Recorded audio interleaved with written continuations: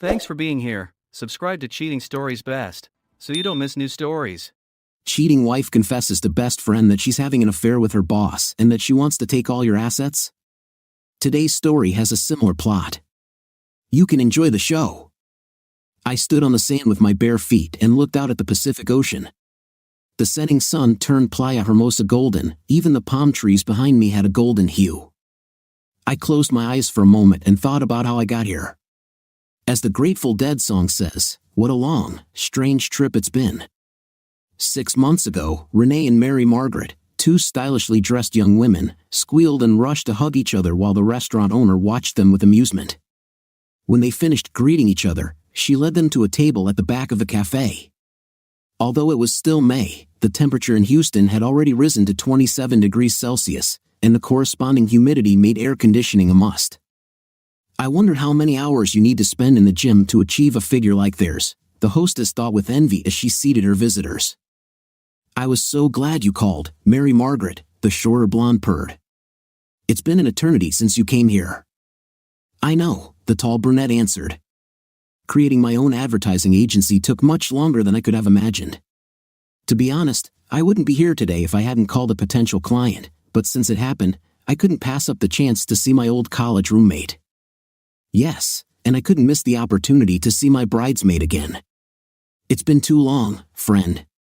The waiter interrupted them with 2 glasses of white wine and took their orders for lunch.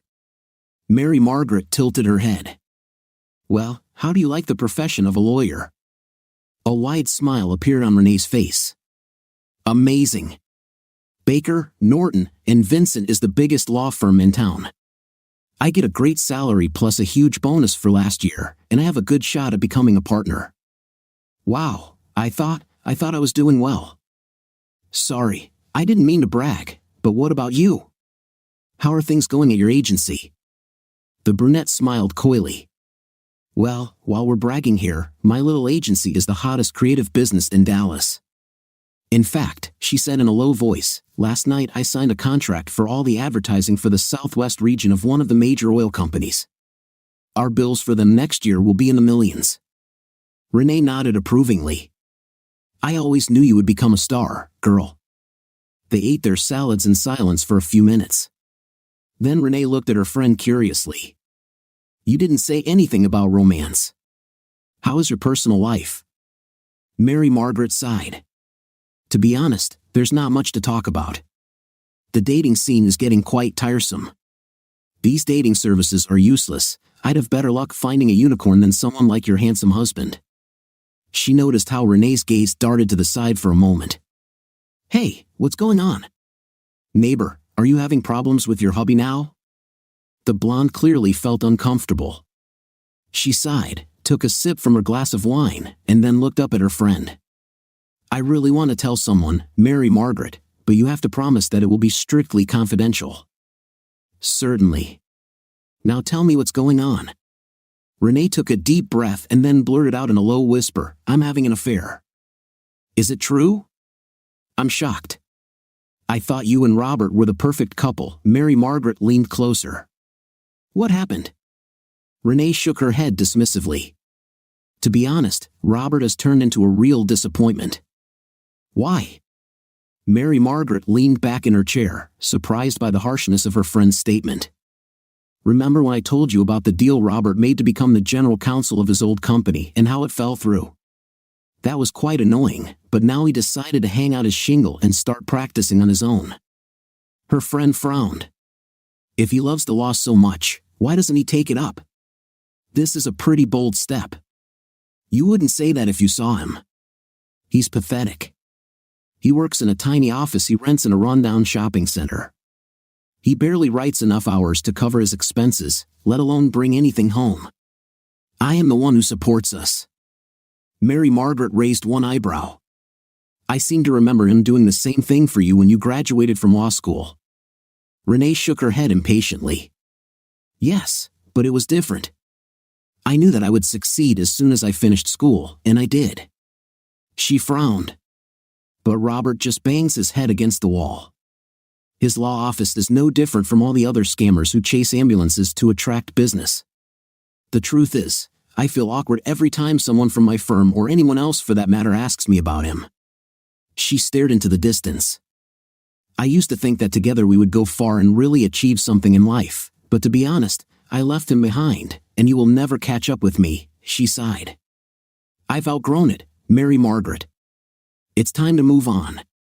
Mary Margaret sat in silence, digesting her lunch and her friend's revelation. A few minutes later, she took another sip of wine and looked questioningly at her friend. "So, who is this other man in your life?" Renee leaned forward and whispered, "This is my boss at Baker Norton. He's already a partner, and the talk in the hallways is that he's going to be seen as your partner when old Baker retires. It looks like you are aiming for a high level. How long has this affair lasted?" "I think about 6 months. But listen, it's not just about intimacy. He's crazy about me. He wants to marry me as soon as he can leave his wife." So you both have inconvenient spouses?" "Yes, but Vance has a prenuptial agreement, so leaving the marriage won't be too costly for him." "What about you and Robert? Are you going to divorce him?" Renee's face saddened. "That's the problem. We didn't even think about a marriage contract. As things stand now, if we break up, I'll probably end up paying alimony to Robert, and I won't stand for that. I don't intend to finance his pathetic law office for the rest of my life." Mary Margaret shook her head. "You know, you're playing a dangerous game, friend. Texas is not a no-fault state. If he catches you in bed, he will most likely charge you for much more than just alimony." Renee looked at her friend in despair. "Refresh my memory, which of us has a legal education?" Then she smiled to ease the sarcasm. "In any case, I'll think of something." 3 weeks later, unfortunately, I learned about the conversation with my wife much later, too late to do anything about it. All I knew for sure that May morning was that neither my personal nor my professional life was turning out the way I had planned. I was in a gloomy mood as I pulled into the small shopping center and parked my car in one of the allotted curbside spots. As I was closing the car door, I noticed a "for rent" sign on the window of one of the shops at the other end of the center. Isn't that where that little craft and candle shop was located? Damn, it looks like they didn't have time. I shook my head, hoping that a similar fate would not befall my legal practice. Walking up to the door to my office, I ran my fingers along the sign pinned to the wall, "Robert L. Wilson, ESQ lawyer." The plate was plastic but looked a little like bronze. Maybe someday I'll make one like this, engraved in marble. Everything was quiet inside, but it was 7 in the morning, so what did I expect? I have always had the habit of coming to work early. There is no reason to change it now. I checked my phone, but none of the potential clients had left messages. I sighed and sank into a chair. Reaching into my desk drawer, I pulled out a folder containing documents related to a contract I was preparing for a client. It was pretty simple, but there was no reason not to test it again, just to be sure. I had time, that's for sure. However, after a few minutes, I threw the pen on the table and leaned back in my chair with a sigh. If only the Allies were doing well. I worked as an operations manager for Allied Fluid Dynamics, a large regional supplier of oil and gas pipeline components. Everything was fine with me. I earned good money and was in line for a promotion. Then Ben Masterson, the company's president, called me into his office with an interesting proposal. "Robert Wilson came to see me yesterday. He wanted to warn me in advance that he plans to retire in a few years and that Allied would need to find a new general counsel." "I hadn't heard this news," I said. Phil was a little old school in his dress and manners, but he kept the company's legal affairs up to date, not always an easy task in the rough and tumble oil industry. We weren't close, but I respected him. Ben couldn't stand Phil, though. He also had some advice for me. He told me that we have 3 options to replace him. The first is to outsource everything, transfer all our legal work to some external law firm. If we did that, he told me, it would cost us a fortune, and it would take them at least 2 or 3 years to learn the business well enough to become effective. The second option he suggested was to hire some smart lawyer and teach him the business. This will not be easy to do, and again, there will be a long learning curve. Finally, Phil said we can find someone on staff who knows our business inside and out and send him to law school. I nodded. "You know, Ben, the last option really makes sense. Our business is quite unique. I'm willing to bet it would take less time to learn the law, or at least the areas we need, than it would to understand the ins and outs of this crazy industry. Ben chuckled. I was hoping you would say that because the guy Phil recommended was you. I'm an operations manager. I could never do what Phil does. Phil thinks differently. He told me he thought you were perfect and said you had an inclination for the law. Ben must have read my expression because he stopped me before I could protest. Of course, the company will pay for all training and expenses for your education. We'd like you to take classes in the evenings and handle the operations. It won't be easy, but if you can do it, you'll be entering a senior management role at a much younger age than might otherwise be expected. What do you say? I think I should punch Phil Larson in the face, I laughed back. Seriously, Ben, this is not something I ever even thought about. Regardless, I need to go home and discuss this with my wife. He couldn't argue with that, so I went home and told Renee about the opportunity. To my surprise, she was all for it. That's great, honey, she said, delighted. You'll go from that boring middle manager job straight to the CEO's office, and if they put you on the board like Phil, you might get some big stock options. Perhaps, but it would take me far outside my comfort zone. The thought of going back to school is quite scary. Oh, don't worry about it. You're smart enough to handle the coursework. Plus, you'll only have to focus on contracts and regulations, definitely no criminal law. Anyway, I just went through all this stuff, so I can help you if you get stuck. Come on, honey, this is the chance of a lifetime. You have to do it. Okay, if you're ready, then so am I. Amazing, she squealed. My friends will be so jealous. This is how I started my legal career. I enrolled in the University of Houston Law Center's correspondence program, where I learned I would be studying year-round for 4 years. I would take classes in the evenings, earning 10 credits a semester while continuing to work at Allied. Additionally, Masterson told me I would have to find and train a successor to take over my job. It was a killer workload, and several times I questioned my sanity. Too often, I made do with little sleep and a lot of coffee. To make matters worse, I had almost no time to spend with Renee. As it turned out, this was bound to happen anyway. After graduating from law school, Renee was hired by Baker Norton and Vinson, the largest law firm in Houston. She now worked the same number of hours a week as I did, including my studies. There were weeks when we only saw each other for a couple of hours, but every time we met, we agreed that the pain and separation would be worth it in the end. Despite my doubts and occasional bouts of burnout, I made it through, and the pride I felt on graduation day proved that I had made the right decision. Of course, there was still one more obstacle, the bar exam. So, on the Monday after graduation, I was back in class preparing for a grueling 12-hour exam over 2 days. 3 months later, when I saw my name on the exam list, I was overjoyed. When Ben Masterson called me into his office the following Monday, I was energized and ready to begin my new responsibilities. However, despite my excitement, I couldn't help but notice the grim expression on Ben's face as I sat down in front of his desk. Robert, he said grimly, I don't know any other way to deal with this except to tell you straight. Over the weekend, the board of directors met and voted to accept Kinder Morgan's offer to purchase us. They want to move forward with the takeover immediately, so next week Allied will become their wholly owned subsidiary. I was stunned. I hadn't even heard a whisper about such a possibility. What does this mean for all of us? I'm going to retire like most other directors. By next week, Kinder Morgan will have a new management team taking over day-to-day operations. I grabbed the edge of his desk to steady myself. How will this affect my role? He couldn't look me in the eye. I'm very sorry, Robert. Kinder Morgan's subsidiaries do not have their own legal counsel, so I'm fired? He winced.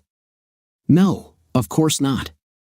The general counsel position is becoming redundant, but you will have the opportunity to return to the operations manager position.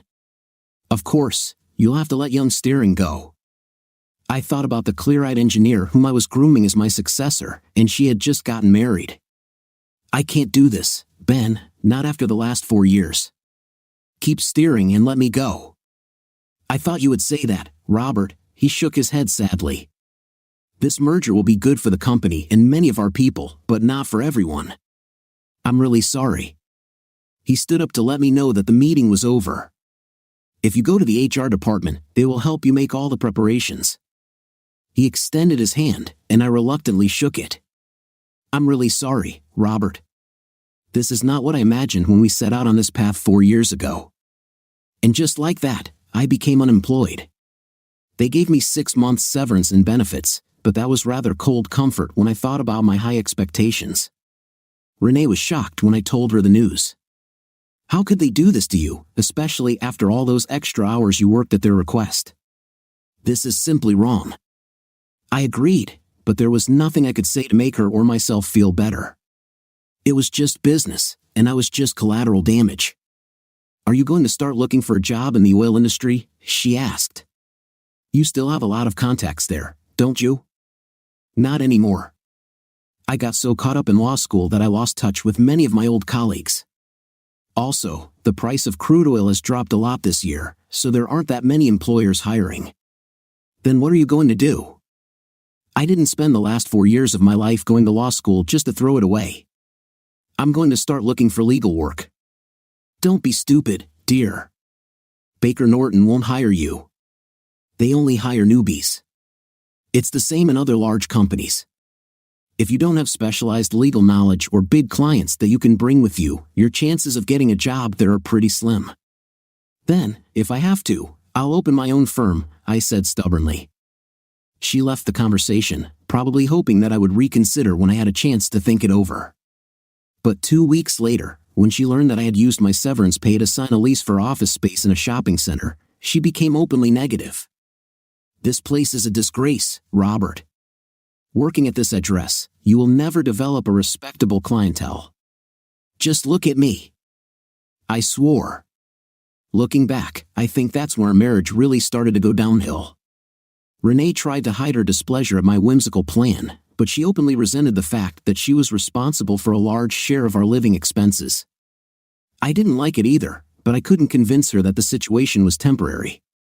Moreover, she was clearly embarrassed when friends and colleagues asked about my endeavor.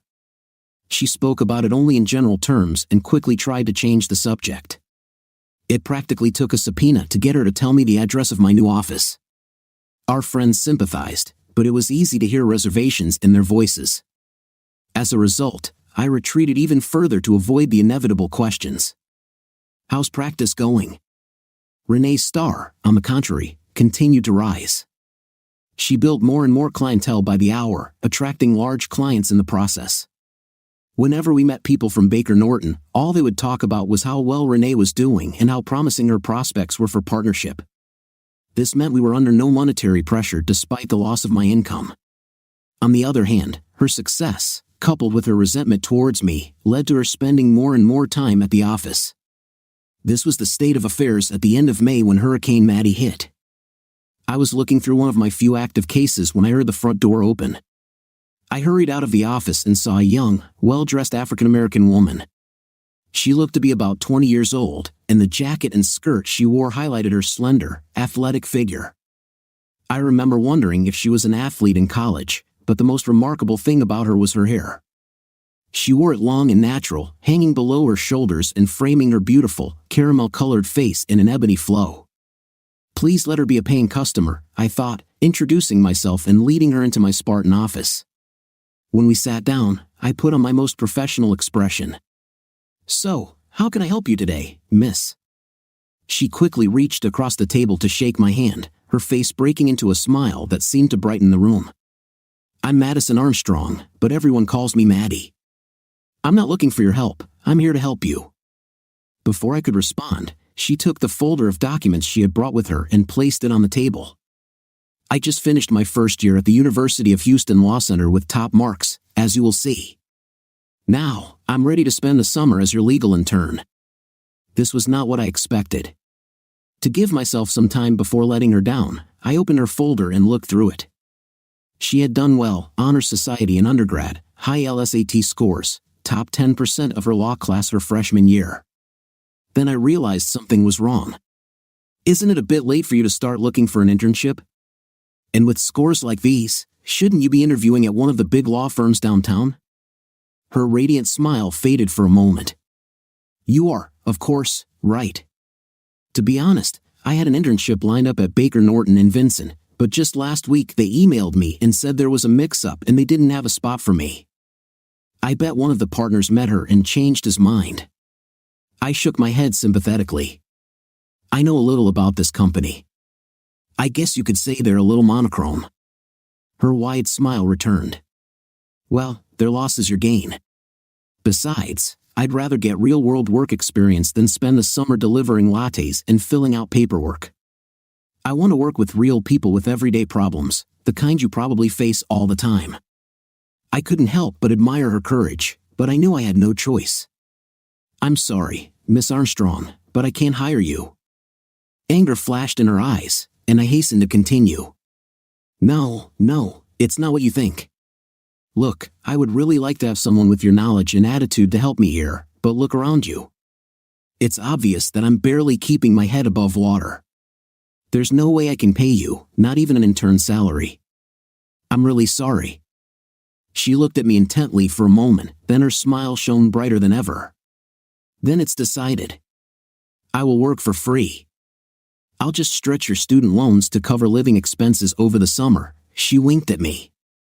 Besides, I really like ramen noodles. Wait. I can't do this. I'd be using you to my advantage. It wouldn't be fair. A determined expression appeared on her face. You cannot take advantage of me if I know in advance what you are offering and agree to it.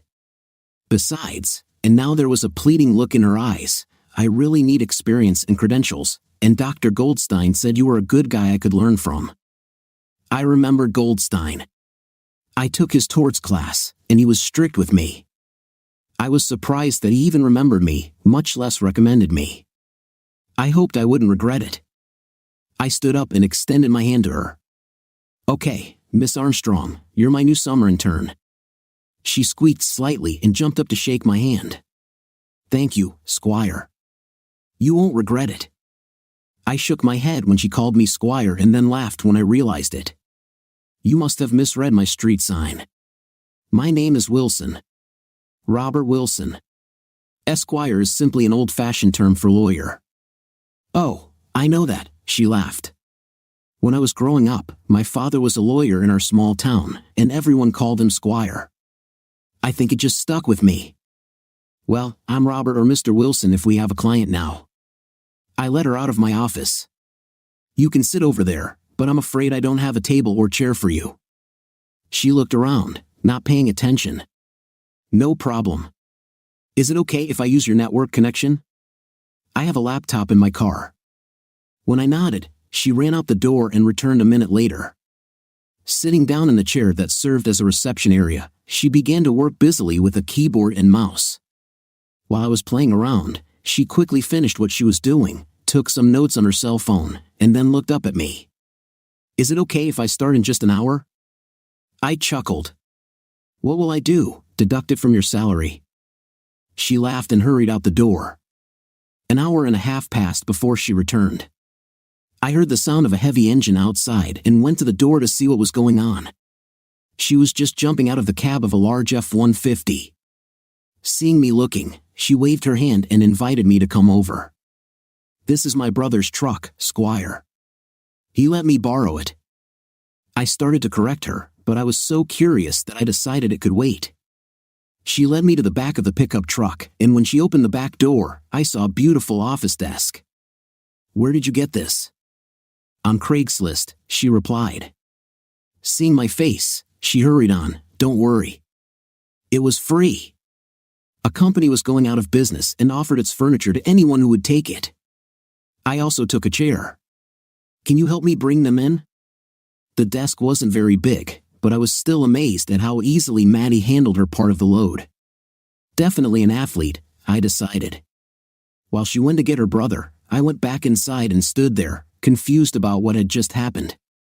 Definitely not how I expected my morning to go, I said to the new office furniture. 45 minutes later, she burst into the office. I'm back, Squire. Now we can begin. And before I could remember to correct her about my name, Hurricane Maddie unleashed the winds of change in my life. By the end of the first week, she had completely reorganized my document filing system. It was very good because I didn't really have any system, since there were so few clients. I had begun to lay out folders in any free space. When Maddie realized what I was doing, she didn't say anything, but the next day I found a new filing cabinet in my office with all my clients alphabetized and neatly stacked. Free via Craigslist, she confirmed my unasked question. Next was my schedule. Soon she was syncing the calendar on my computer, my phone, and her computer. If we ever get tons of clients, I thought sarcastically, Maddie will make sure we never miss a meeting. She then connected it all to my billing system. Organization was not her only talent. She also happened to be a research wizard, combing through statutes, discovering precedents, and looking for little things that might help our clients' cases. I was always proud of my abilities, but she made me feel ashamed. Once she became comfortable with how we operated, Maddie focused her attention on our clients and their needs. She wanted to know everything about them, and I was happy to give her their files to review and point out the relevant laws. After she digested their problems, she would come to my office with questions. She was especially interested in why I handled their cases the way I did. Now, I began to feel like I was giving her something valuable, an education about how a lawyer approaches a case.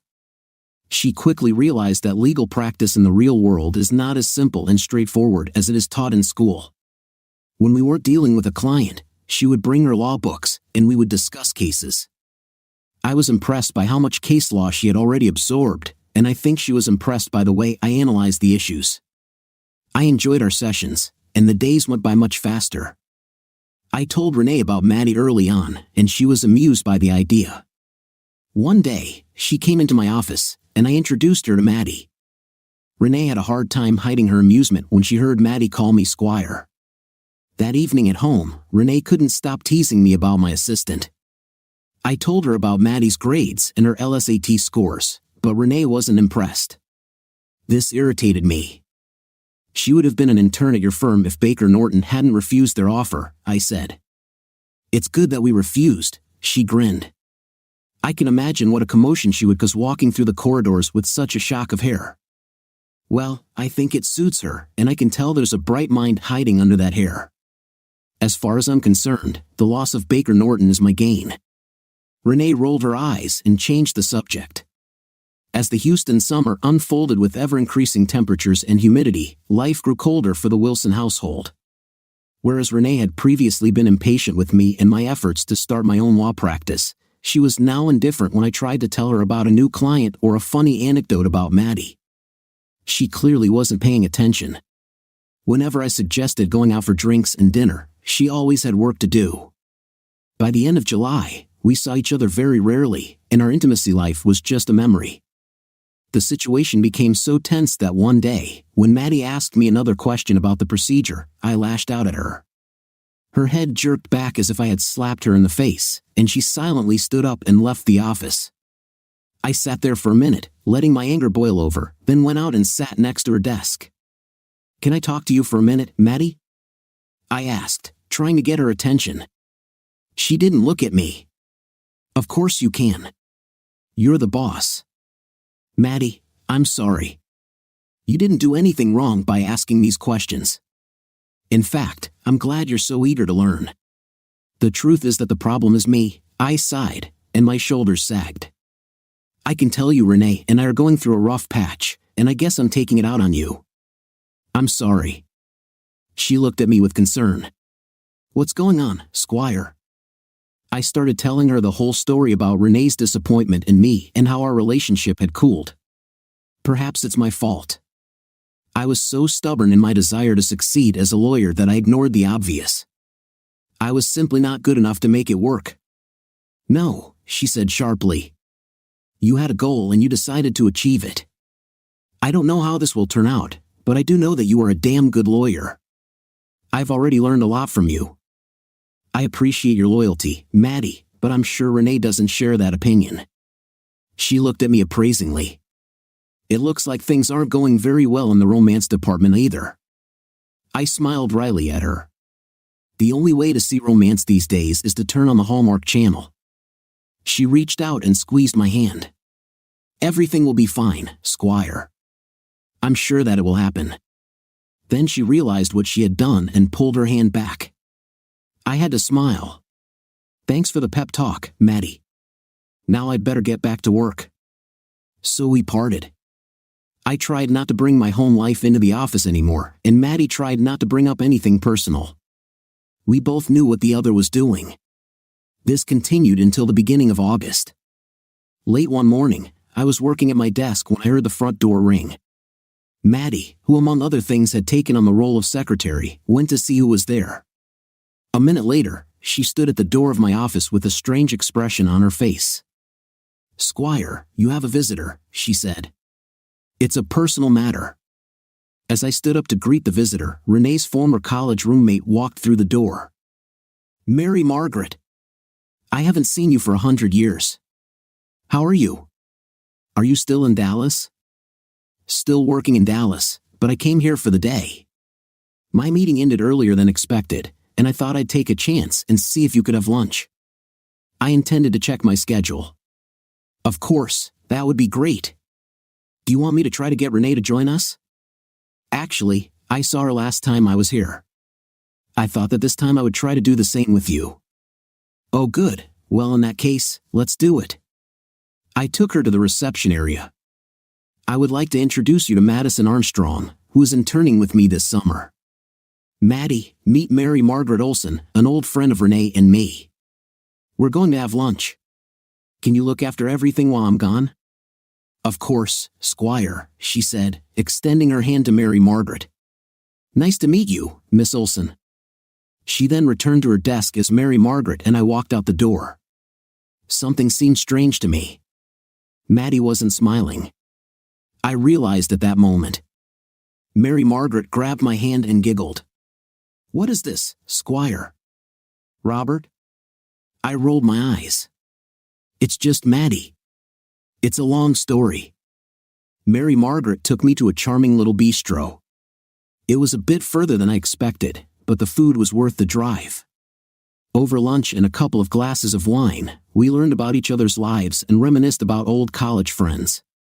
The conversation was pleasant, but I couldn't help but feel a little awkward. We were friends, but Mary Margaret was much closer to Renee than I was. My discomfort intensified when the waiter cleared our plates and Mary Margaret looked deeply into my eyes. "So, how are things going with you and Renee now?" "Great, everything is fine." "Why do you ask?" I replied.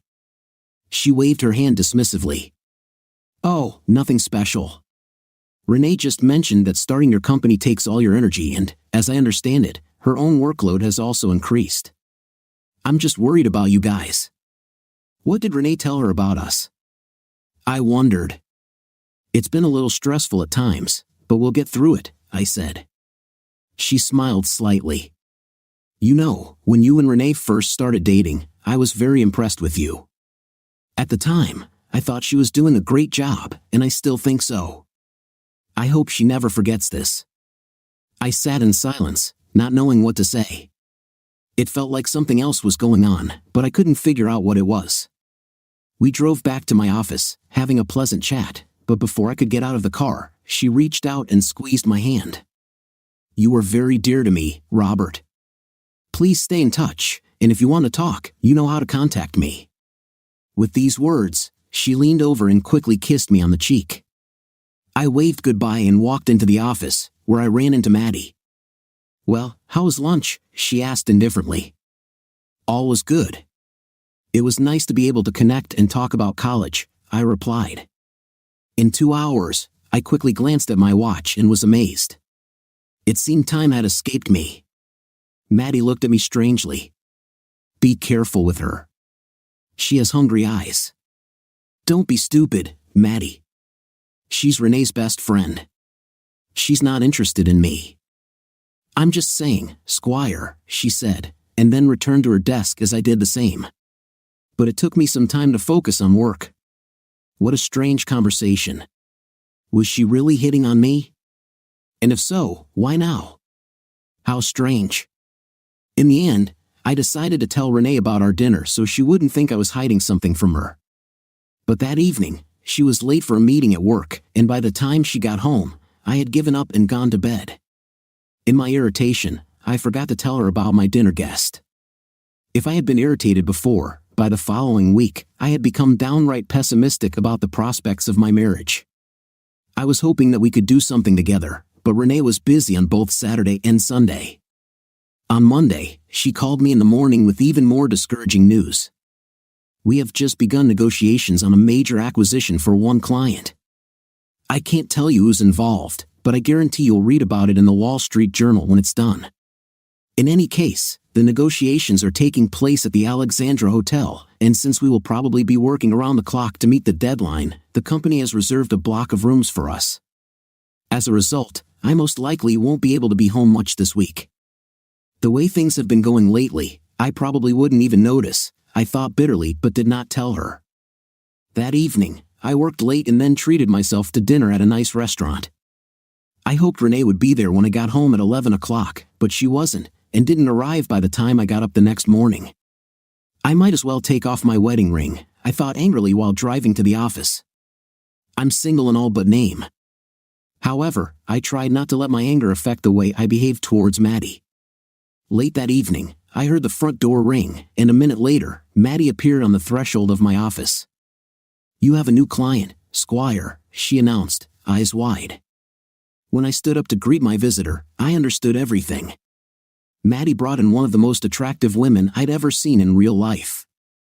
She had the cheekbones of a model, highlighted by long blonde hair that was tucked behind one ear and flowing down the other side of her face.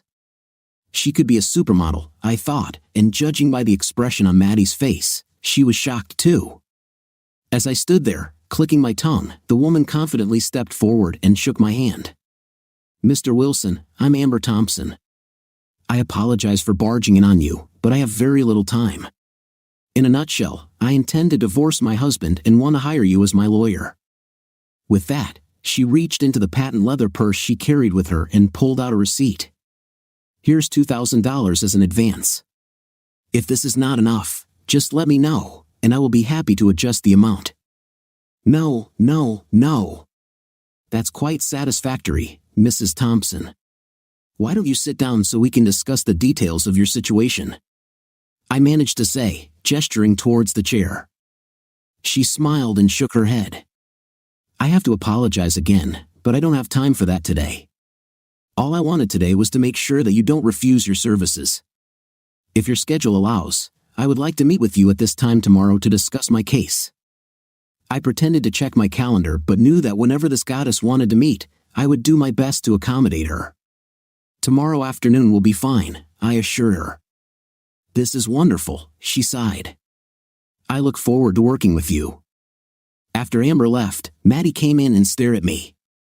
"So, I guess she had to rush back to Victoria's Secret to finish the photo shoot, huh?" I didn't mean to say anything that would offend Maddie.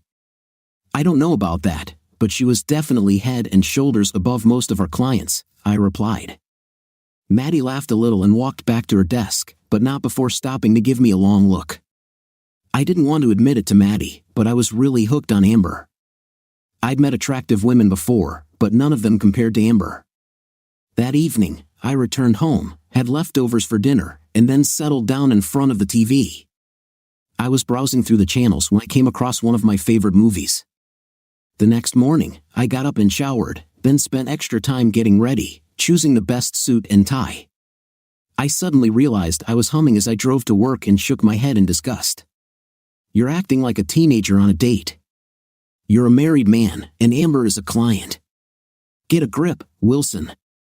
But the memory of Amber standing in the doorway did not go away, and my subconscious continued to whisper that my wife was sitting comfortably aside from my troubles.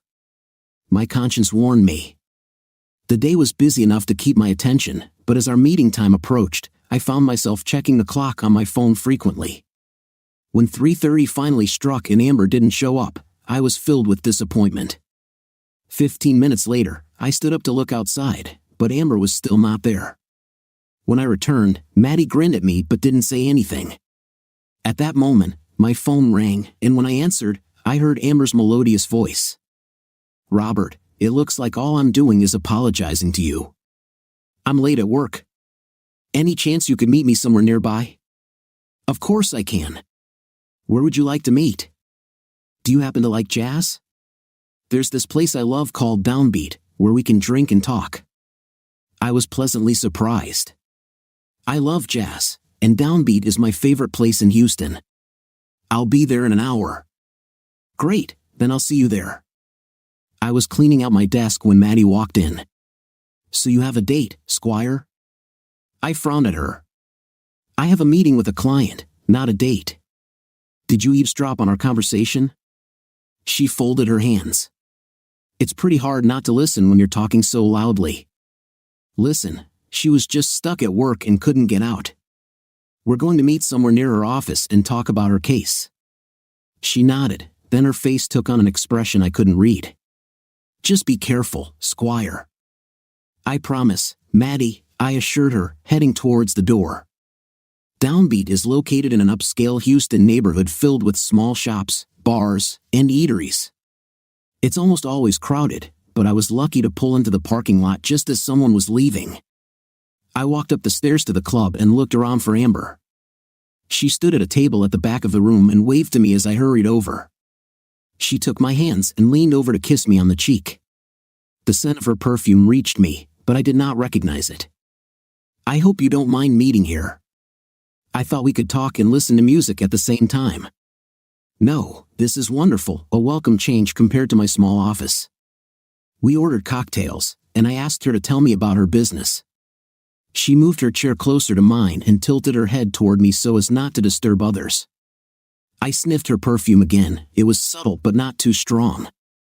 The divorce she saw was very simple. We met in high school, dated exclusively in college, and got married young, but gradually we moved away from each other. We developed different tastes, opinions, and interests. Irreconcilable differences is how we can describe what happened to us. Therefore, we decided to do the civilized thing and divorce on amicable terms. Basically, we agreed on the division of property.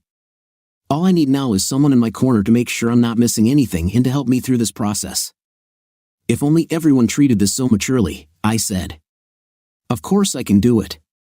Thank you, she sighed in my ear. Now, if we're going to work together, I'd like to know a little about you, well, as a person.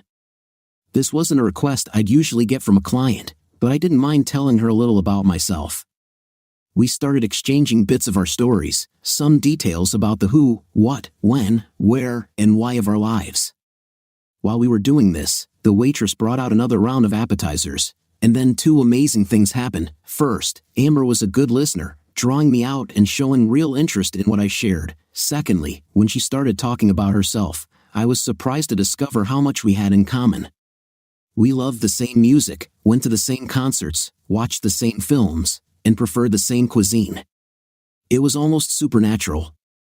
As we started our third round of cocktails, I thought that we seemed to be made for each other. Renee's face flashed through my mind, and I felt a pang of guilt. Then I remembered how tense things had become between us and how she had practically left me this week. I'm not doing anything wrong, I'm just enjoying the company of a new friend, I reasoned. We talked long enough for the fourth cocktail to arrive and be emptied. While the group was taking a break, Amber leaned over and said, I need to run to the ladies' room. Please wait, I'll be back soon. When she returned, I realized I needed to relieve the pressure on my bladder, so I walked away. Standing in front of the urinal, all I could think about was how beautiful and charming my new client was. When I finished, I washed my hands and then carefully checked my appearance in the mirror. At our table, another portion was waiting. Before I could say anything, Amber smiled and said, After that, it's time for me to go. I really didn't want the evening to end, so I settled down next to her and raised my glass, intending to sip my drink as long as possible. The group returned, and while we were sipping cocktails, she leaned over and said, I just love this number. Indeed, the little trio improvised on a classic Miles Davis composition, one of my favorites. The applause of the other customers startled me, and I instinctively stood up when the lights came on. Amber was standing right in front of me. I came here by Uber. Could you give me a ride home? Of course, I answered without hesitation. With pleasure. Lead me, she said, and I took her hand and led her to the parking lot and my car. I held the door for her, and she slid into the bucket seat. As I pulled into the street, she leaned over and took my hand, giving me directions to her apartment. When I parked on the side of the road in front of her house, she gave me a meaningful look. "If you come up with me, I can give you a copy of the proposed separation agreement." I could only nod. The thought of being alone with her in her apartment drove all rational thoughts out of my head. Once inside, she led me to the sitting area. Her cell phone suddenly screeched. She glanced at the message, typed a quick reply, and then smiled at me. "Let me turn off the sound so we don't get disturbed." As she disappeared down the hallway, I looked around her apartment. Everything was in its place, looking like a furniture showroom. Suddenly, I was startled by a sound coming from the wooden coffee table and realized her mobile phone was vibrating with another message. I picked it up to put it somewhere quieter and was surprised when the screen lit up. It showed a conversation Amber had apparently been having with someone all evening. "Is he already there?" "Just came. X in the DRA. Drink done. Don't forget the video, okay?" My foggy brain had a hard time interpreting the cryptic messages, but then I noticed something that triggered an alarm I couldn't ignore. There was no name attached to the messages, just a phone number that I knew by heart. Renee. Asterisk, why is Renee texting Amber? What the hell is going on? Asterisk, I couldn't piece it all together, but suddenly I felt an overwhelming desire to get out of there quickly. Tearing out a page from the Architectural Digest that was lying on the coffee table, I scribbled a note in the margin. "Sorry, I have to leave. Just got an alarm from my office. Call me tomorrow. Robert." After that, I rushed to the door and left as quietly as possible. Back in the car, I pulled away from the side of the road and drove as fast as I could. Asterisk, what does all of this mean? How does Renee know Amber? How did she know we were meeting tonight? What did these messages mean? Asterisk, due to my alcohol-fueled panic, I wasn't paying attention to where I was going, so I was surprised to find that I had driven to my office on autopilot. Not knowing what else to do, I staggered to the door and went inside. I sat down on the sofa that Maddie found for us on Craigslist and put my head in my hands, trying to stop the room from spinning. Finally, I gave up and went to rest. "Squire, wake up. Are you okay? What happened?" I painfully opened my eyes to see Maddie's worried face looming over me. "Oh God," I groaned, sitting up awkwardly. "What time is it?" "A little after 7. Then I looked up at her. "Do you happen to have any aspirin?" She hurried to her purse and returned with 2 pills and a mug of coffee. I put the aspirin in my mouth and took a long sip of coffee. "Oh, how hot!" I exclaimed. "Okay," she said, placing her hands on her hips. "Maybe this will help you sober up." I shook my head, which made it even more painful. "I drank a lot last night, but I don't think that's all. I think I may have with illegal substances."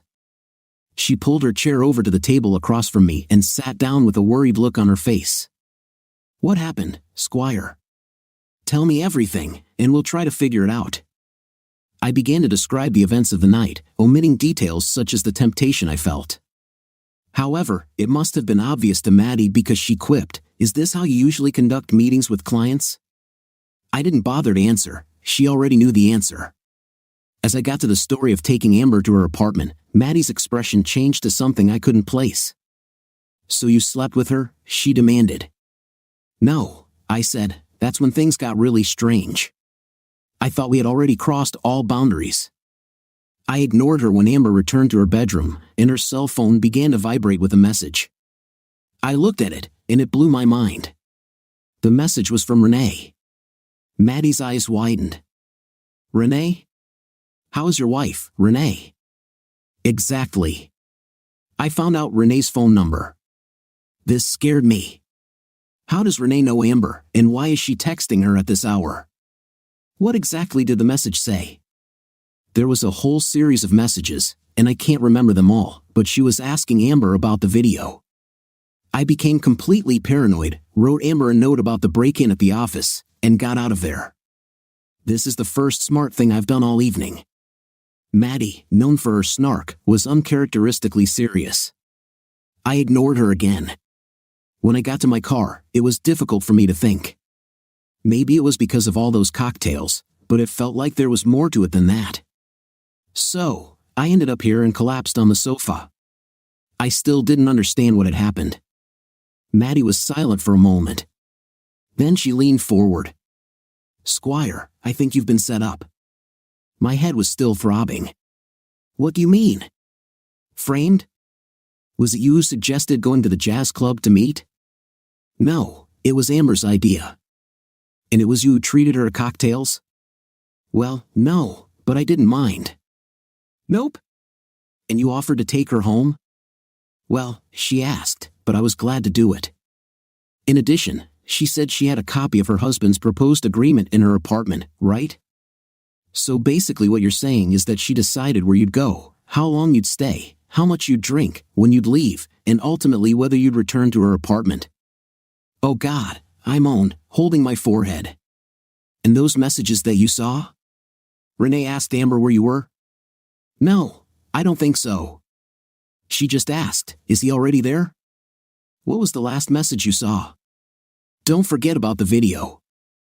So what do you think made Amber stay in the bedroom for so long?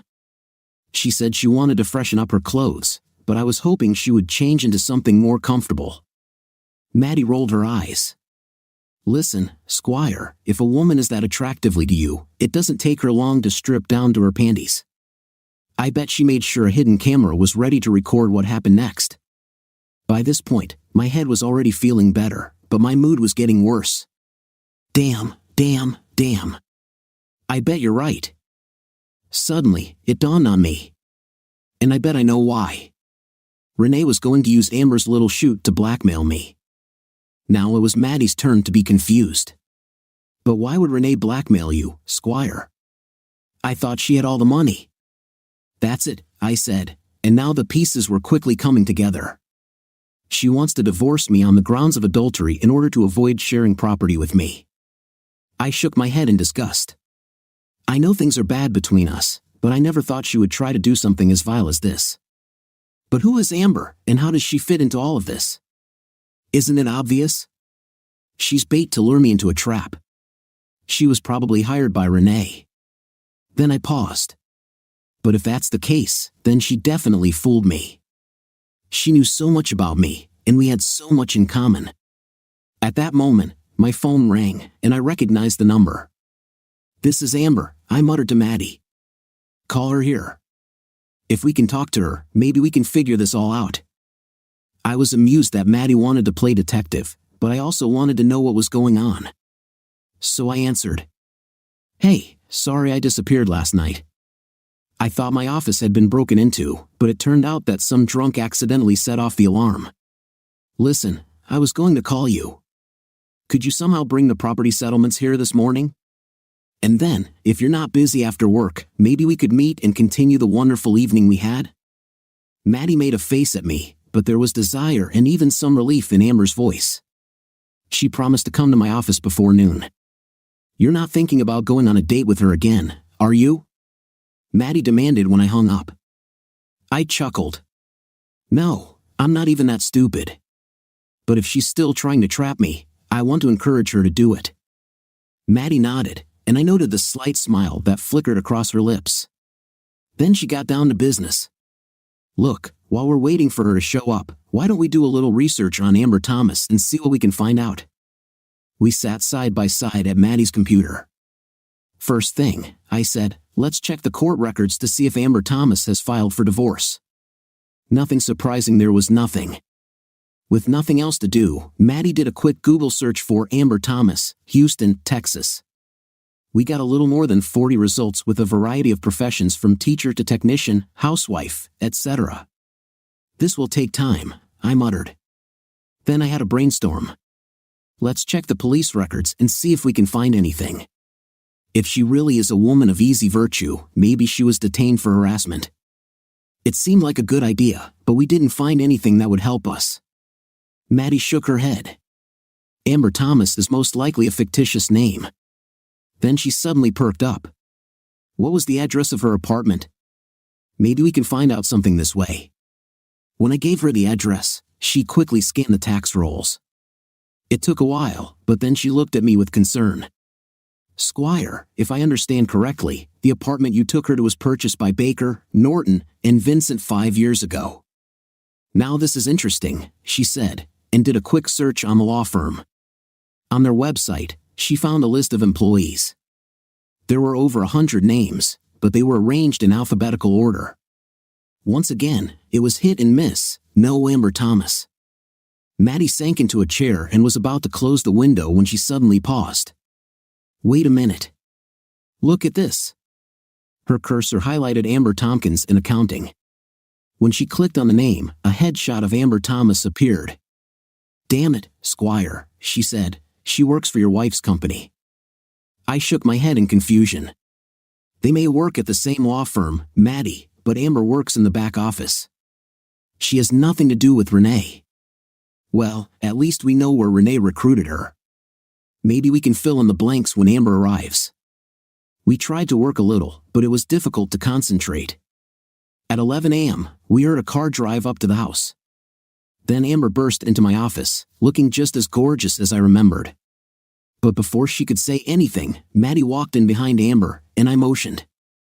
I don't think you know my legal assistant, Madison Armstrong.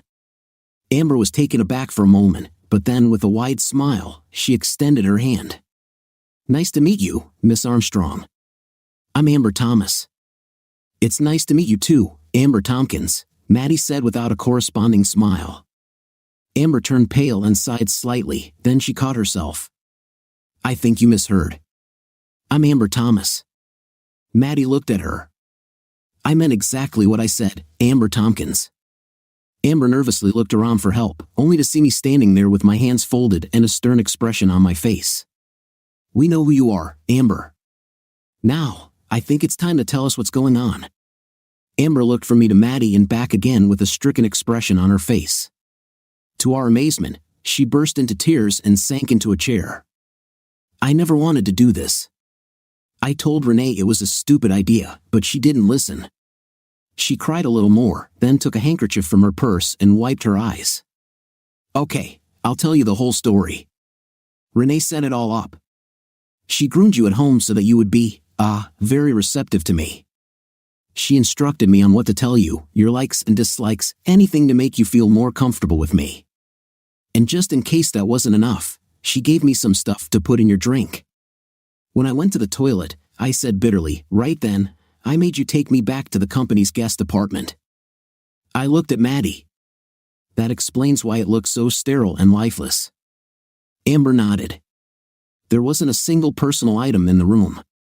Then when you returned to the bedroom, what were you doing? I was wearing a peignoir, she blushed. Renee told me what kind of underwear you like. I bet that wasn't all you did, Maddie interjected. Now Amber couldn't look at us. I turned on the camera that Renee gave me and made sure it was pointed at the bed. Maddie huffed angrily, but I had other questions. Why, Amber? Why did you and Renee try to set me up like that? Now she looked at me with pleading eyes. She didn't want to talk about it, but I think the answer is pretty obvious. She wants to get out of your marriage so she can date Vance Hoffmeister. Many people know they are having an affair, she added. Vance Hoffmeister is her boss. The firm will never tolerate them having a relationship. Senior management doesn't know. When they both get divorced, the company won't be able to say anything. All they will do is give her a new boss. I turned to Maddie. We were right.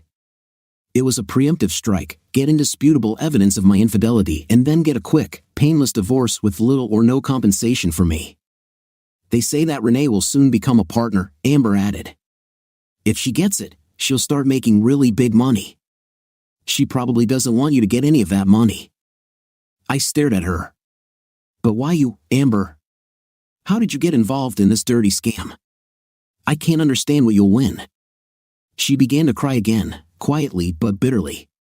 It's my own stupid fault. When my marriage broke up a couple of years ago, I accumulated a lot of debt. I was gradually paying them off when suddenly my sister got sick and needed money for an operation. She had no property, and I had no loans. I had access to an escrow account that I opened for one of the firm's clients. I was desperate, so I withdrew $148,000 to help my sister. I know it was wrong, but what else could I do? Now she looked at me defiantly. Nobody noticed anything, and I began to gradually return the money. I had just finished paying everything off when Renee came to me. She knew everything I had done and demanded my help in exchange for silence. Her resolve evaporated. She needed help with you. I looked at Maddie. The anger on her face disappeared, replaced by compassion. I couldn't help but feel a little sorry for this woman too. So what do we do now, Squire? I don't know, Maddie. I wish there was some way for us to get back at Renee and her boss, but I have no idea how. Suddenly, Amber brightened. I think I know a way. We both stared at her in surprise. Do you know that they have been negotiating at Alexandra all this week? I know what room we booked for Renee, and there are rumors that they are practically living together. If we could get this webcam into her room, maybe you could get exactly what you need. I brightened for a moment, but then reality set in. That would be great, I said, but we don't have James Bond working for us. How can one of us sneak into a luxury hotel, enter a locked room, install a camera, and get out undetected? Maddie stared at me. I can do it. How? I asked doubtfully. Dress up as a maid. They have access to all rooms. And how are you going to do this? She smiled slightly. My mother works as a maid at Alexandra. I stared at her. I didn't know. I hesitated, not knowing what to say. Besides, it would be too risky. What if Renee catches you? I should be there with the team this afternoon to support them. I can call you to let you know when the meeting ends, Amber said. Maddie folded her hands, and a look of determination appeared on her face.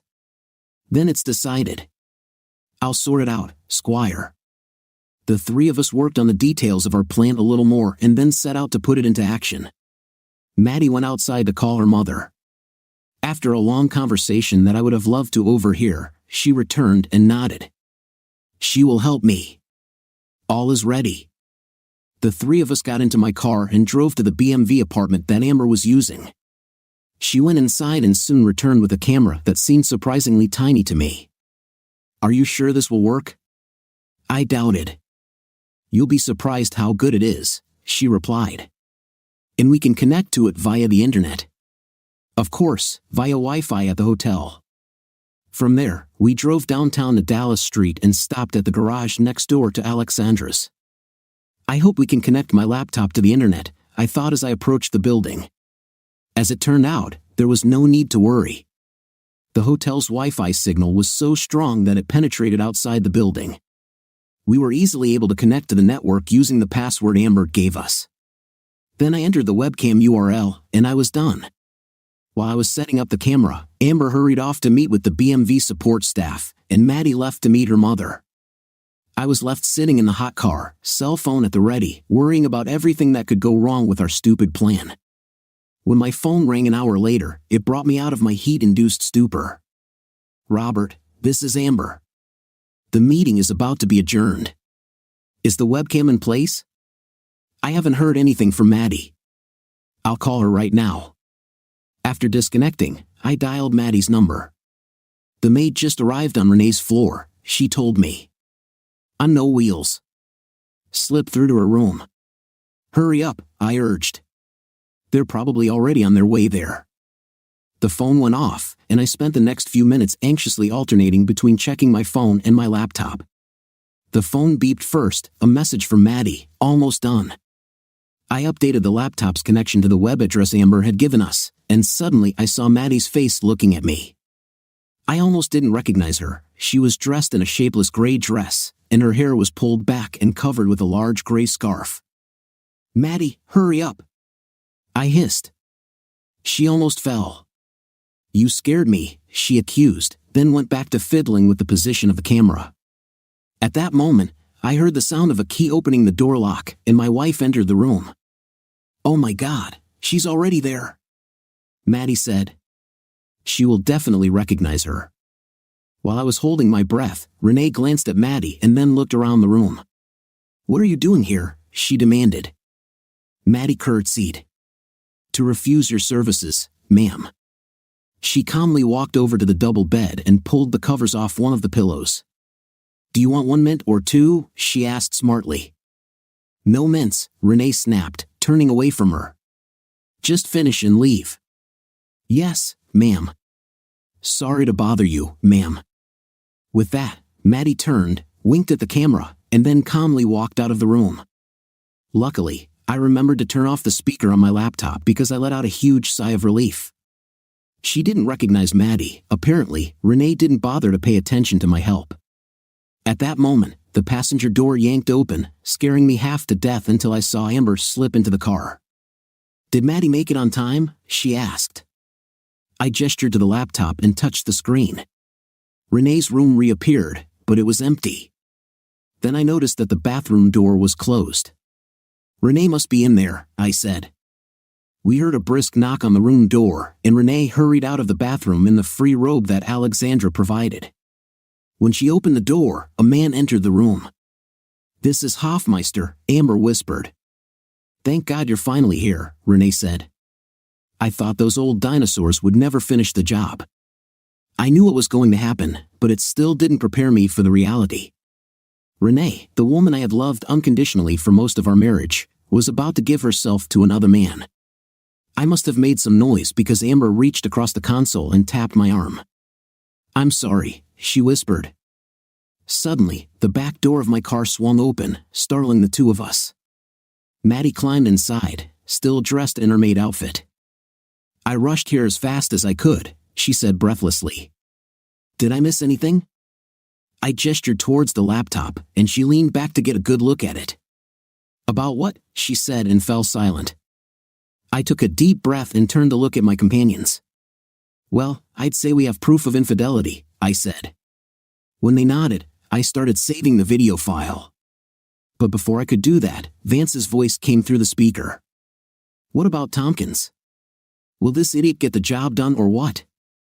Maddie sighed, and I saw the anger on Amber's face. I talked to Amber during break today, she reassured him. She told me that she would meet Robert again tonight and promised that this time she would have her sights set on him. I hope so. You don't think she's chicken out, do you? She has no choice. We caught her embezzling, and she knows it. He nodded. And as soon as we get the video, you'll press him too. She grinned. If he tries to resist, I will threaten to take him to the bar on a disciplinary charge for sleeping with a client. Vance glanced sideways at her. I don't know if you can do this, baby. Didn't the Texas bar vote against sanctions on this matter? Who cares? She grinned. The last thing a solo practitioner needs is a reputation for sleeping with his clients. He will have to leave the city if this becomes known. In any case, the judges here are not very sympathetic to adulterers. So as soon as I file a lawsuit, I can get a quick decision, and in a couple of months, I will be free from it. Then her expression changed.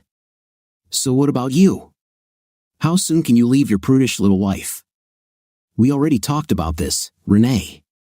I can't do anything while Baker's gone, but I do know that this old fart told the senior partners that he would retire after Christmas. I just have to wait until the new year, then I can also reply. He saw the offended expression on her face and hastened to calm her down. The timing will be perfect, baby. By then, your marriage will be ancient history. And when I apply, we can see each other in public. We'll have a whirlwind romance, and we'll get married in no time. You'll see. Okay, she sighed, but it's so hard to hide like this. I reached out and turned off the web feed. I think we have everything we need, and I feel like that's about all I can handle. My companions looked at me with sympathetic eyes, and for several moments, we sat in silence. Then Maddie reached out to squeeze my shoulder.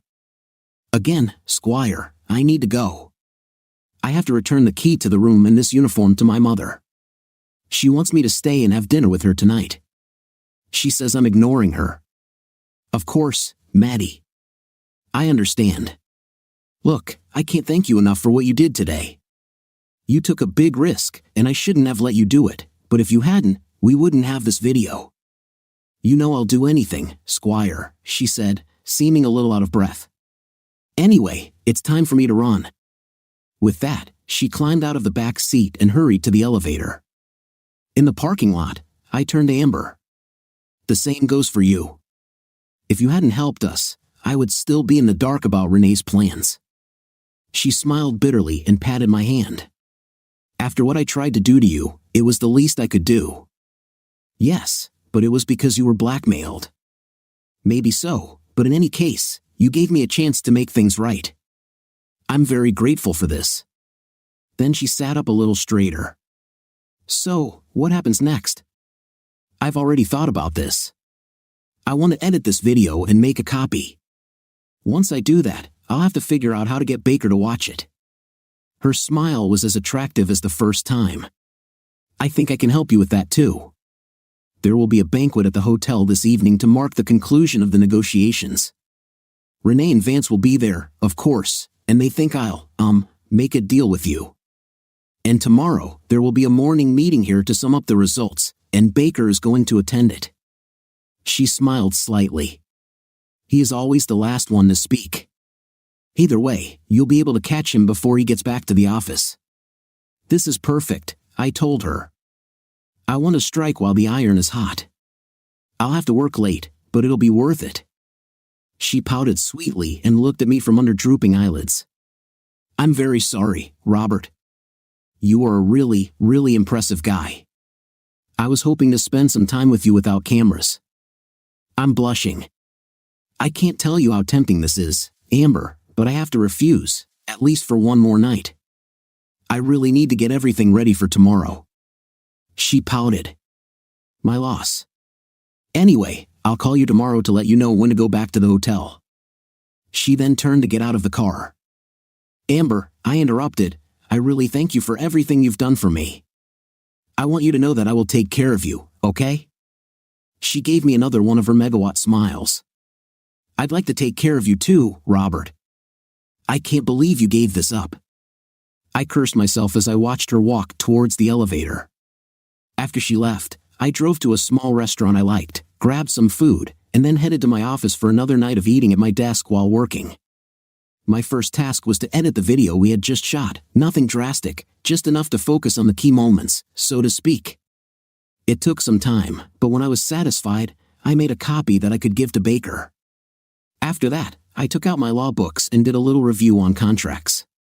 I'd been thinking a lot about what I want out of the fiasco of my marriage, and the last thing I needed was to ruin everything with a legal mistake. I worked on the contract for several hours. When everything was ready, I printed out several copies and put them in a legal-sized envelope. Then I stood up and walked over to our old, uncomfortable office couch to rest my feet and relax. Now that I had finished everything I needed to do that evening, I had some time to think about my situation. While I was editing the video, I couldn't help but think about Renee and our marriage. I loved her so much, and I felt like she loved me just as much. Why did all this change? Looking back, it is clear that I was a disappointment to her. She wanted a husband with a prestigious title who earned a lot of money. I guess I wanted that too, but when things didn't work out at Allied, I still wanted to practice law. I looked around my small, rundown office. Even if it wasn't glamorous or particularly lucrative, it was mine, and I did what I wanted. Why can't Renee be happy for me? But even if I disappointed her, even if she wanted to end our marriage, that did not justify her trying to cheat me. It hurt me that she found another lover. It hurt me to know that she had deceived me for so long. But it wasn't enough for her to divorce me and leave. She had to try to arrange everything so that I would lose everything. Her infidelity was bad enough, but her treachery was unforgivable. And because of her treachery, my life was about to change dramatically. Regardless of whether I succeed in my little revolution tomorrow or not, my life will never be able to return to the way it was before. I'll burn my bridges to practice law. Hell, I'll burn my bridges to practice in Houston. Thank you very much, Renee. I lay down on my back, closed my eyes, and tried not to think about what was happening to my life. I must have fallen asleep because the next moment, Maddie was shaking me awake. Squire! Squire! Is everything all right? Hi, Maddie. Yes, everything is fine. I just worked late on our plan and probably fell asleep sitting down. I looked at her curiously. What are you doing here? Anyway, today is Saturday. You shouldn't be at work. Her face dropped, and for a moment, I thought she was going to cry. I know, Squire. I just wanted to come and say goodbye to you in person. I jumped to my feet. Say goodbye? What are you talking about? I have to go back to school. Monday is the first day of classes. No, this cannot be. She shook her head sadly. I'm afraid so. But you can't go, Maddie. What will I do without you here? Tears began to stream down her cheeks. I thought I would be glad to go back to school, but the thing is, Squire, it was the best summer of my life. I mean, I learned so much from you and was involved in so much excitement. A slight smile appeared on her lips. My classmates will be so jealous when they find out about my summer internship. Stunned by the thought of her leaving, I stood up. In hindsight, I knew that she would, of course, return to school, but so much happened, and we became such a good team that I completely forgot about it. Maddie, I don't know what to say. If it helps, I'll write you the best recommendation an intern has ever received. I'll do anything for you. I just wish you wouldn't leave. She rushed towards me and hugged me tightly.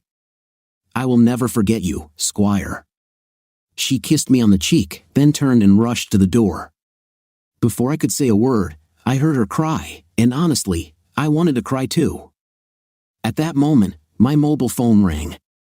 Looking at the display, I saw that it was Amber. I hope you're ready, she said quietly, as if strangers were nearby. The meeting will be adjourned in the next half hour, so you'd better get here as soon as possible. Thank you, Amber, I said grimly. I'll be there now. When I stepped out of the hotel elevator on the 21st floor, Amber rushed to greet me. She was out of breath. You just did it, she pointed to the double doors behind her. He should be out of there any minute.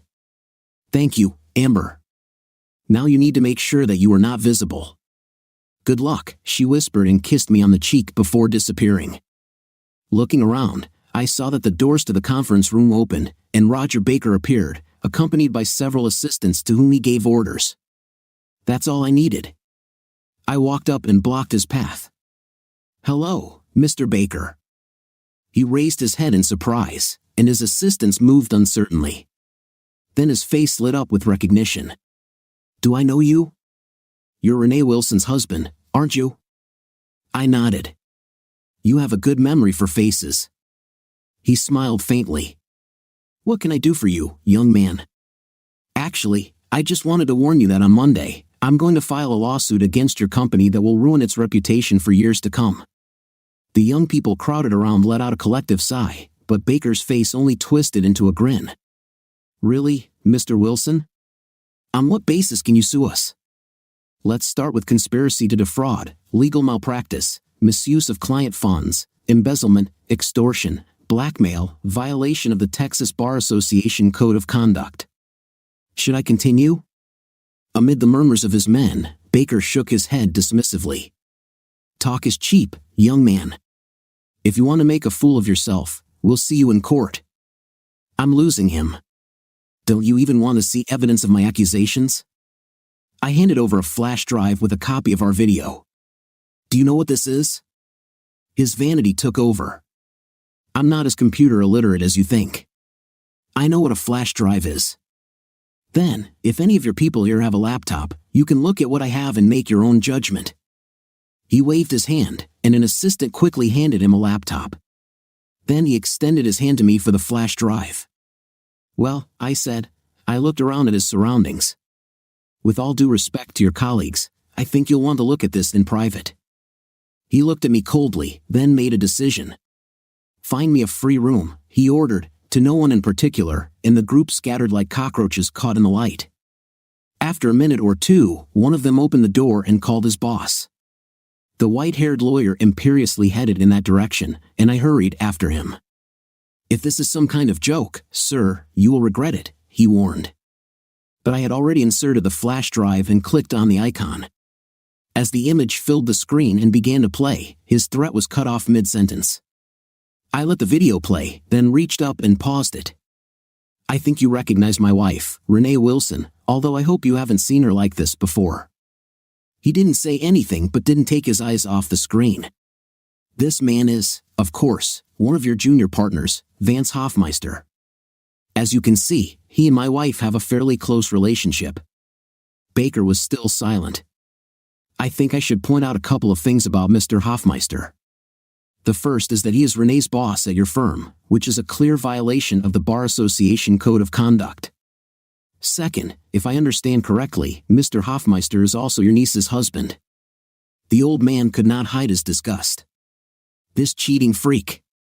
Mr. Baker, unless you wish otherwise, I will spare you the next half hour of events in this video. However, if you have any doubts, I can assure you that they are involved in every detail." He shook his head. "I know what it is." "Then let's get to the, pardon the expression, real meat of what you're about to see. But first, let me point out that 2 of your lawyers are having fun in a room your firm has booked at this very hotel." I reached over to restart the video, and the scene moved forward to where they began discussing a plan to involve me in adultery. I saw Baker frown. Then he suddenly looked up at me. What was there about embezzlement? I stopped playback. "I regret to inform you that Amber Tompkins, an employee of your administrative staff, managed to embezzle almost $150,000 from an escrow account managed by your firm. These 2 found out about this and blackmailed her, trying to seduce me." Watching Baker's face, I couldn't understand what outraged him more, blackmail or embezzlement. I reached for the keyboard again. "There's one more piece that I think you'll want to watch." On the screen, my wife looked at her lover. "So, what about you? How soon can you get rid of your sanctimonious, small wife?" "We already talked about this, Renee. I can't do anything while Baker's gone, but I do know that the old fart told the senior partners that he was going to retire after Christmas. I just need to wait until the new year, then I can apply too. The timing will be perfect, baby. By then, your marriage will be ancient history, and when I apply, we'll be able to see each other freely in public. We'll have a whirlwind romance, and we'll get married in no time. You'll see." "Okay," she sighed, "but it's so hard to wait. And speaking of difficulties, I stopped the video. You have a good pair of workers, sir. And what I find particularly intriguing about this last segment is that I understand your niece is pregnant. It looks like your sister's grandson will grow up without a father in his life." Staring at the screen, he became visibly angry. After a minute or 2, he regained his composure and turned to me. "You know that this video cannot be accepted in court." I smiled at him. "That's for the judge to decide, isn't it? But you will see it, and others will see it, and the rumor will spread just like that. For that matter, we live in an age where privacy is dead. It's only a matter of time before it hits the internet." I sighed mockingly. "Just think about what it would do to your firm's reputation if its lawyers conspired to blackmail. Think about how your clients will feel knowing that the administrator can rob their escrow accounts at will. For that matter, think about how your niece will feel, especially during this vital last trimester of her pregnancy." He leaned against the table and folded his arms across his chest. "As you want, sir. How long do you want it all to go on?" I opened the envelope I was holding, took out 2 copies of the contract I had prepared, and handed them to him. "I think you'll find that covers it all." He shook his head, slyly, and began to read. $5 million? If you continue reading, you will see that it is $5 million less taxes. It's outrageous. I don't think so at all.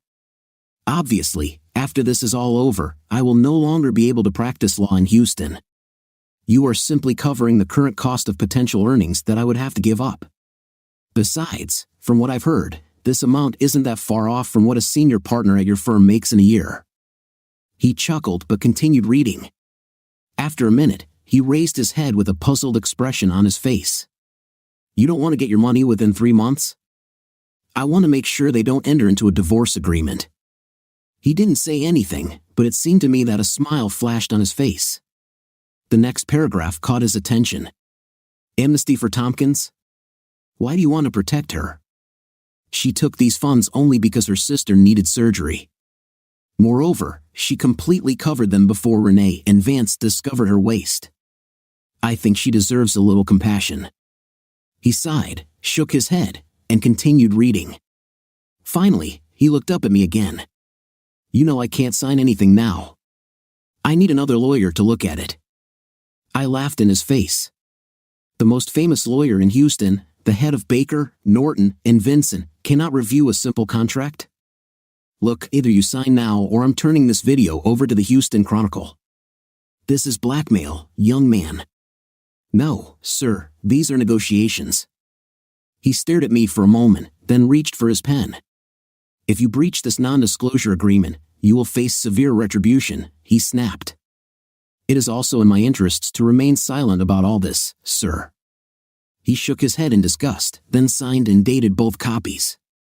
When he finished, he handed me my copy. To my surprise, he nodded at me. "You know, I would do the same if I were you." Wow, I didn't expect that. Then a sly expression appeared on his face. "I think it's time for me to have a little chat with Renee and Vance. Want to stay and watch?" "I would really like that," I answered gloomily. He walked to the door and pulled it open, startling the people crowded outside. "I want to see Hoffmeister and Wilson here now." The small crowd dispersed again. A few minutes later, there was a knock on the door, and Renee and Vance entered. "Did you want to see us, Mr. Baker?" Renee asked. Then she noticed me. "Robert, what are you doing here?"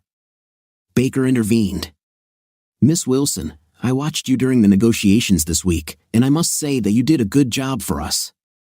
She beamed at the compliment. "Well, thank you, sir." "But," he wasn't finished, "you can appreciate my disappointment that I have to fire you for good reason." "What?" she sighed. Baker gestured to me. "Your husband told me several interesting things about your marriage." I saw her thinking. "Sir, everything he told you is a lie. Robert and I are in the process of getting a divorce. He will say anything to make me look bad." Baker smiled slightly. "I rely not on his words, Miss Wilson, but on your own."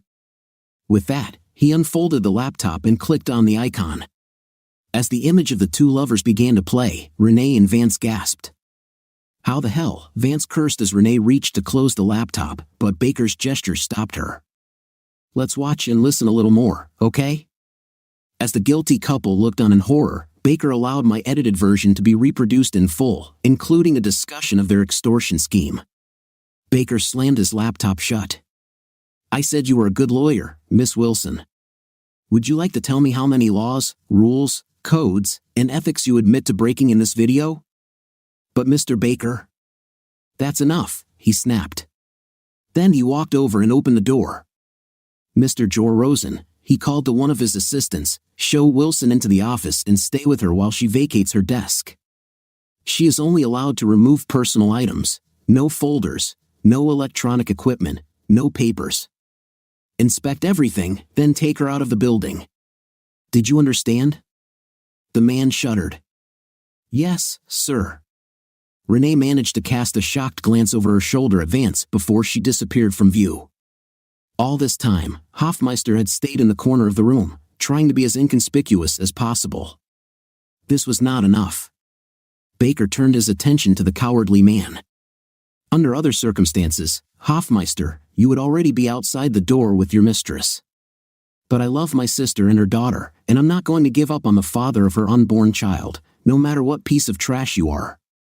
However, I am removing you from your position as a partner, effective today. Instead, I am appointing you as my personal assistant at large. I'm going to send you somewhere where you're less likely to be seduced by the next lady who comes into your sight. Now get out of my sight and go home to your wife. Treat her like a queen. Got it?" "Yes, sir," he squeaked and ran out of the room. Baker sank into his chair and turned to me. "Well, Mr. Wilson, are you satisfied?" "Yes, sir, satisfied," I told him. "Fine, then get out of here. I need to call my partners and not retire.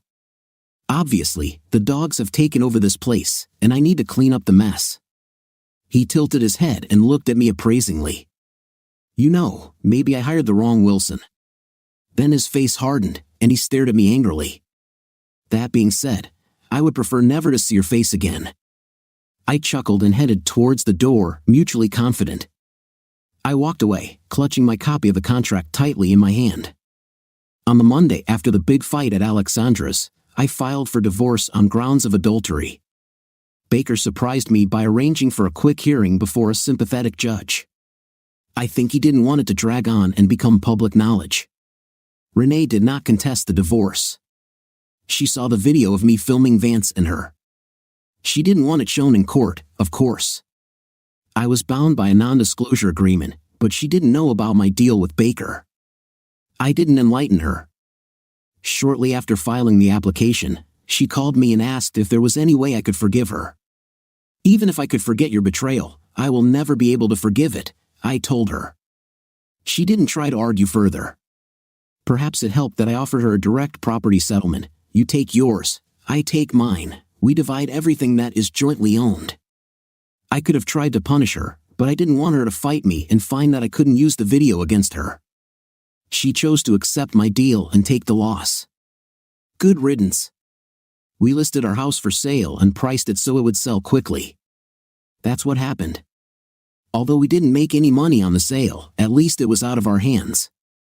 Another task completed, another connection between us broken.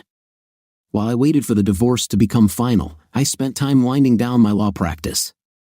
I dealt with some clients in the remaining time, and others I transferred to another lawyer I knew who was trying to get out on his own. While all this was going on, I spent a lot of time thinking about my life and my future. There was no realistic chance that I would be able to practice law in Houston again. Having an enemy as powerful as Roger Baker made me anathema to every other firm in town. An attempt to revive my own legal practice also made no sense. Likewise, returning to the oil industry was not an option. As I told Renee, the business has evolved, my experience has become outdated, and my contacts have changed. The good news was that, thanks to the settlement with Baker, I didn't have to worry about work for the foreseeable future. So I decided to leave hot, humid Houston for a long vacation on the beach, cooled by the ocean breeze. After a little research, I chose the Pacific coast of Costa Rica. Why not lie on the beach and think about your future at your leisure? These plans were supposed to make me happy, but instead, I ended up depressed. Actually, come to think of it, I've been depressed ever since the big Baker showdown. Most people would like to be in my place. Why the hell don't I feel that way? Part of the problem, I knew, was the end of my marriage. I didn't miss Renee, she very effectively destroyed any feelings I ever had for her. But I always saw myself with a wife and family, and I couldn't help but mourn the loss of that way of life. And that wasn't all I lost. After working my heel off to finish law school and then open my own firm, it was painful to give up practicing law. Besides, I was leaving the city where I had spent the last 10 years of my life, and there was a good chance I would never return. With all these big changes in my life, I had good reason to feel overwhelmed. But I knew that it wasn't just that, something was still missing. I looked at the photos of Costa Rica again. It's so beautiful, with so many interesting things. I just wish I had someone to share this with. And then it dawned on me, it's not just about Costa Rica. I don't want to start my new life alone. I want to share it with someone special. The moment I realized this, I knew exactly who I needed and immediately fidgeted in place. What if she doesn't need me? Why would she drop everything and leave with me? What will I do if she refuses me? I sat and argued with myself, 1 minute trying to work up the courage to ask, and the next, answering myself. I've taken risks before in my life. I can do it again. Yes, for example, changing professions mid-career was a big risk, and it didn't pay off, did it? But it failed for reasons beyond my control. Maybe so, but the adventure still failed. What about starting your own law practice? This was another big risk, and it didn't pay off either. This is true. I knew the odds were stacked against me, but I was too stubborn to admit it. In this case, everything was on my conscience. But not all of my adventures were unsuccessful. When I came across Renee's little scheme to frame me for cheating, I decided to turn it around. It paid off handsomely. Yes, but I'm damn lucky. Who said luck can't be good sometimes? Confronting Baker took courage, but I went for it and hit the jackpot.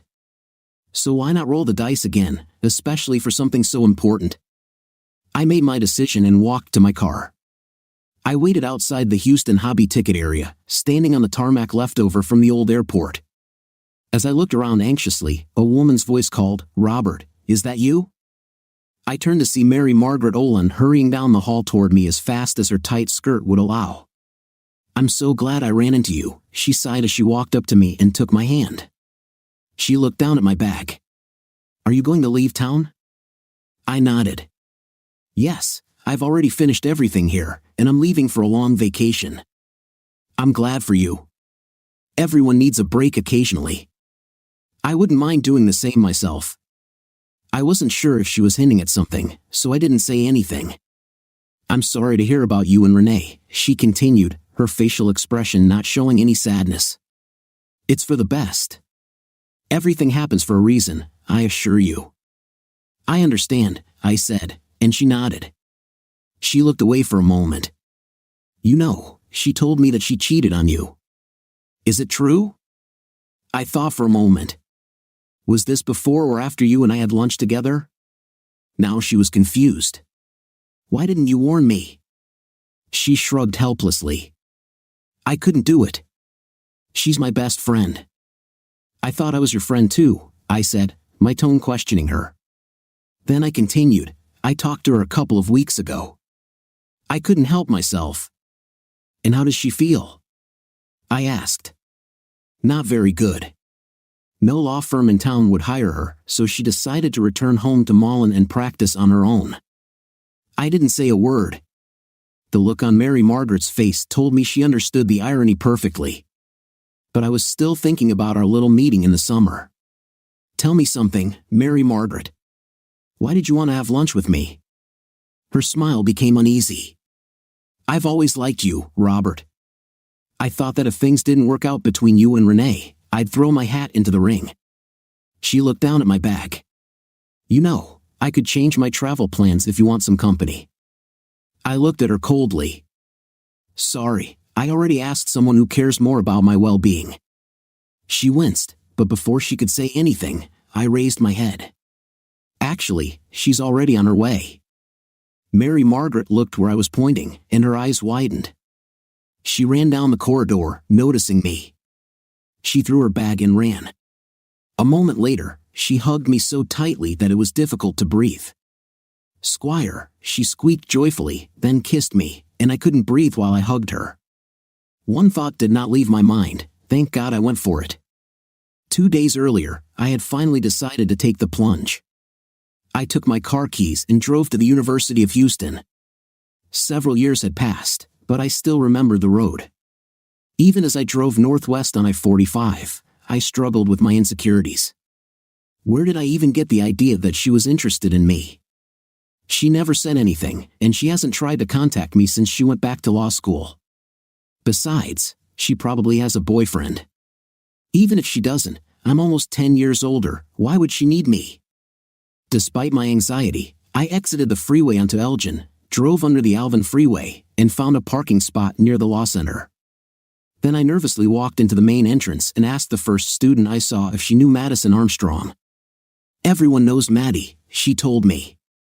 "She's probably in a legal writing class right now. After this, she usually goes to the Commons.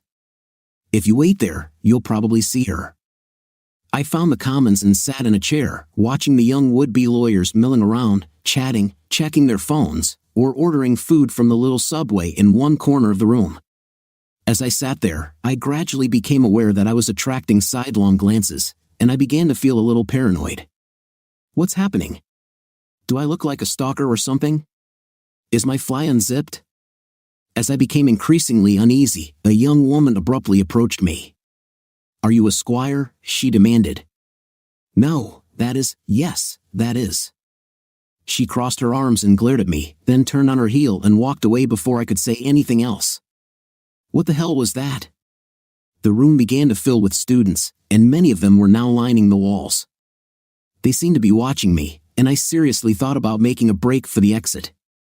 Suddenly, there was a commotion in the crowd as people at the back of the room moved aside. Then Maddie came into the room and hesitantly approached me. She looked terrible, her hair was disheveled, there were bags under her eyes, and her clothes seemed to be hanging off her. When I stood up and took a step towards her, she pulled back as if in fear. I didn't want to talk in public, but it seemed I had no choice. However, before I could speak, she asked, "What are you doing here, Squire?" in such a low voice that I could barely hear her. "Maddie, Renee, and I are now divorced. We sold our house, and I'm planning to move out of town, but I wanted to see you before I left." There was a collective sigh from the students watching us, and then an angry buzz filled the room. Tears started running down Maddie's face. "I'm doing everything wrong," she said. "You don't understand, Maddie. I saw Baker and negotiated a settlement with him. I can't talk about it, but I closed my law office." She wrapped her arms around herself, protecting herself from what was about to happen. Why didn't I plan what I wanted to say?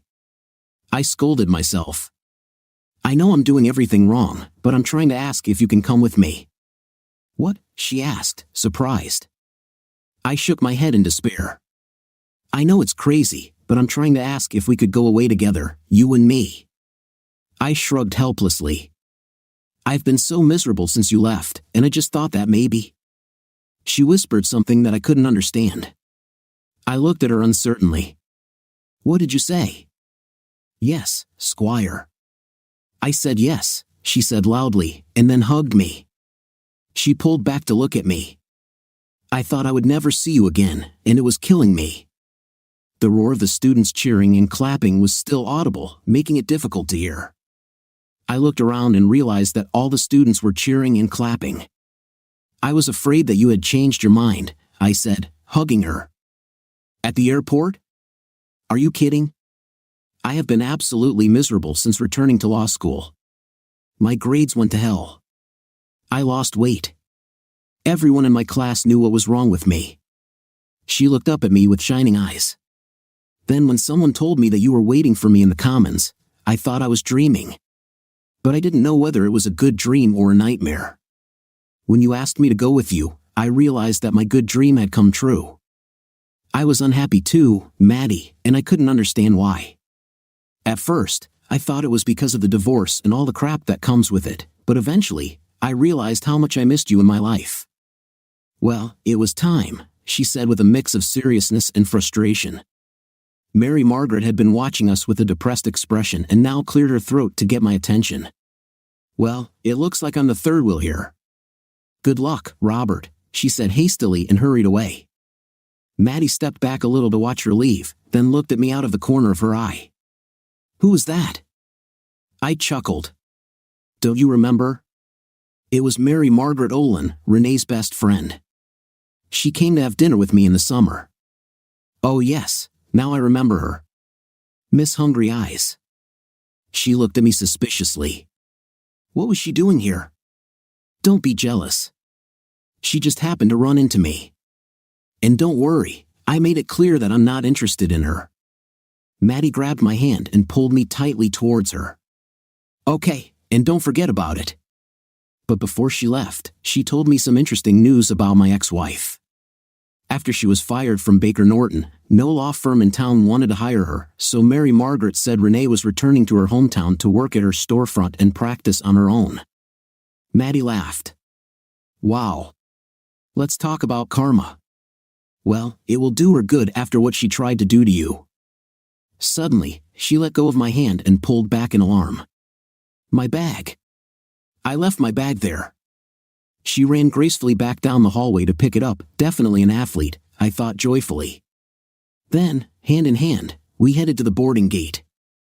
As we approached the check-in counter, I reached into my pocket to hand her ticket. "That reminds me, I have something else for you," I told her, handing her a check. "What is this?" she asked. "This is your salary for this summer," I said.